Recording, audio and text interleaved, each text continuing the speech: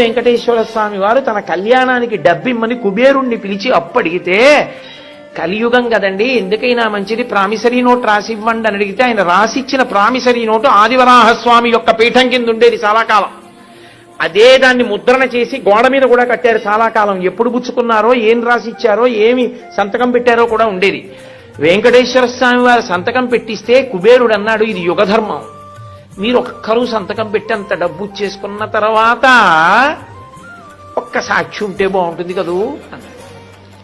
ఏమంటే ఎప్పుడూ అబద్ధం అడ్డగా మహానుభావుడు తనలో తను రమిస్తూ కూర్చుంటాడు. శివుడితో పెట్టిస్తాను, పెట్టించండి, పెట్టాడు. ఆయనది పెట్టించారు కానండి, తనలో తాను రమిస్తూ ఉంటాడు. చండీశ్వరుడి దగ్గరే చిటికెయ్యాలి. ఆయన దగ్గరికి వెళ్ళి అయ్యా మా బాకీ అంటే త్రిశూలం పట్టుకుంటే కొంచెం ఎప్పుడు కళ్ళు తెరిచి చూసి ఆయన ఎవరినైనా చూడండి అంటే చతుర్ముఖ బ్రహ్మగారి సంతకం పెట్టించారు. ఇద్దరు మంచిదే, ముగ్గురుంటే చూడండి అన్నారు. అంటే అప్పుడు మళ్ళీ అశ్వత్థ వృక్షం చేత పెట్టించారు. ముగ్గురు సంతకాలు పెడితే అప్పిచ్చాడు కుబేరుడు.